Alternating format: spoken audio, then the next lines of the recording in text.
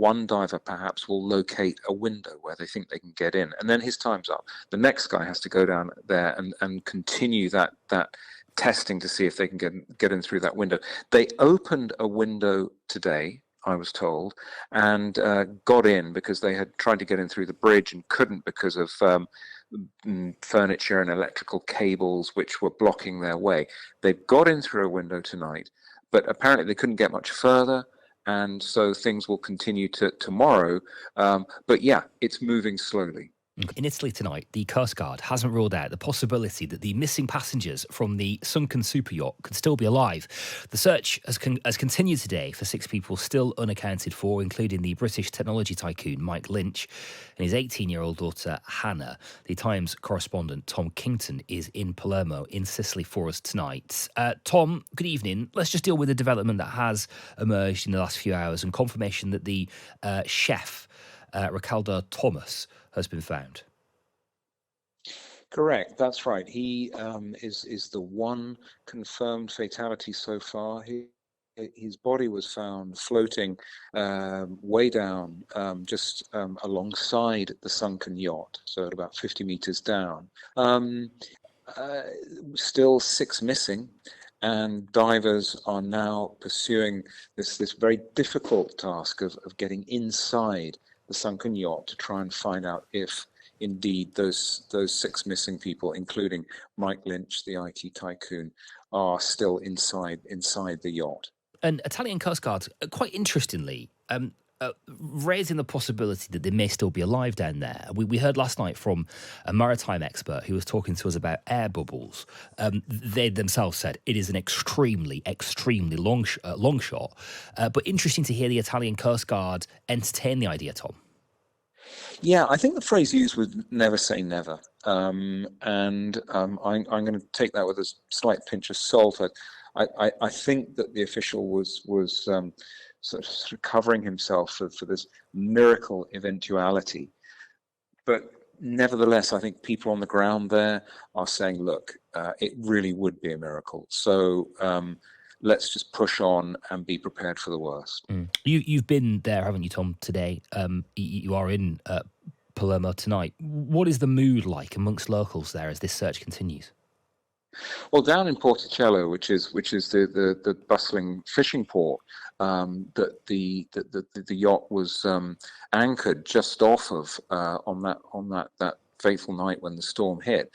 I think people are kind of deeply empathetic with the plight of these people, because they themselves lived through that incredible bout of bad weather. It's possible that a very localized waterspout or tornado hit the boat, but further inland, nevertheless, it was really violent as well. Other boats were damaged, people's property was damaged, solar panels were ripped off roofs. So really, I think perhaps people down there are thinking, well, we ducked a bullet here, and those poor souls out there were really in the firing line. So you've got, in the last couple of days, a great army of journalists, TV crews down there, and the locals are all coming out and wanting to tell their story as well. And it seems odd, Tom, doesn't it? We're a couple of days on now that they haven't been able to locate those who are missing, and maybe even conclude whether or not they are still with that sunken yacht. But there has been some complications with the search. It sounds like it's very difficult.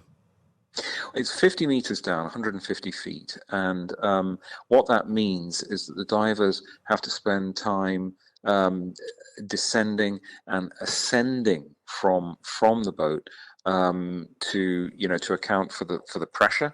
So that really means that they have about 12 minutes down there, and they have to do lots of shifts. There's a constant rotation of divers going up and down, but they have very limited time down there. So one diver perhaps will locate a window where they think they can get in, and then his time's up. The next guy has to go down there and continue that testing to see if they can get in through that window. They opened a window today, I was told, and got in because they had tried to get in through the bridge and couldn't because of furniture and electrical cables which were blocking their way. They've got in through a window tonight, but apparently they couldn't get much further, and so things will continue to tomorrow. But yeah, it's moving slowly. Okay. Tom, thank you for your time tonight. Really appreciate it. Tom Kington, who is in Palermo in Sicily.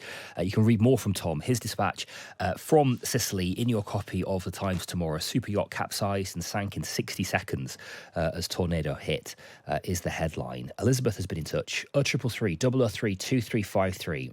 Saying that Tony Bullimore survived in an air pocket in an upturned yacht for several days in the Southern Ocean. Says Alice. I don't remember that story, but I guess, it seems extraordinarily unlikely, doesn't it? But anything that gives a little bit of hope, as a human being, never mind, I can't imagine how this feels for his wife and his surviving daughter, his remaining daughter, to watch on in Sicily as this search continues. But any bit of hope that you can hang on to in that moment, I guess, as a human being, it's natural to want to, isn't it?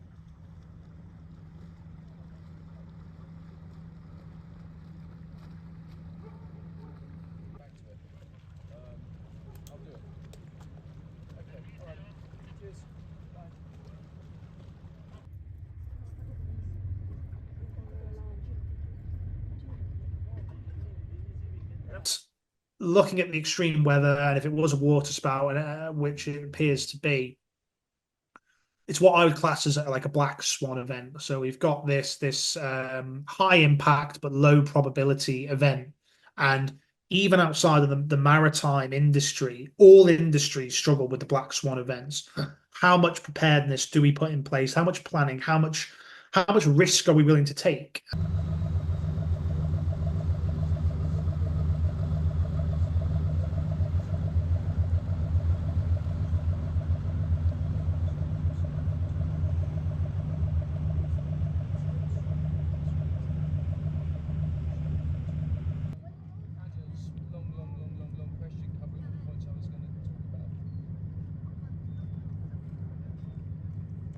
The authorities, I've got faith, will get to the bottom of that, because there is the eyewitness accounts from the shore and the other vessels. There are obviously survivors from the vessel, but also there are. I was going with this now. There are the wreckage as well. So the wreckage is also intact on the seabed. So we'll be able to use those three sources to really get to the bottom of what has happened.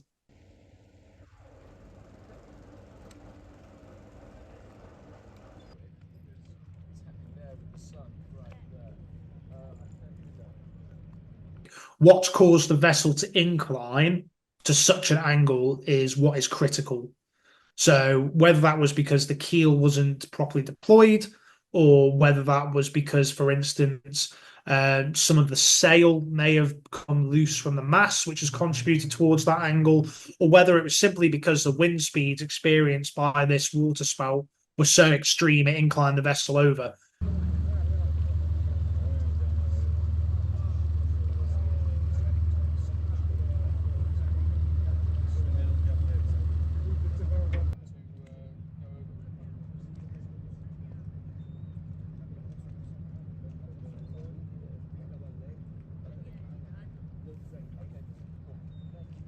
As you'll know probably better than me, Sicily isn't renowned for its tornadoes or its water spouts. There is a risk. They do happen, but it's not an everyday occurrence. And I think it's important to see what comes out. That may suggest changes to vessel construction, vessel stability potentially, or it may say, actually, you know what, the regulations are so high at the moment, we can't really make any adjustments to that.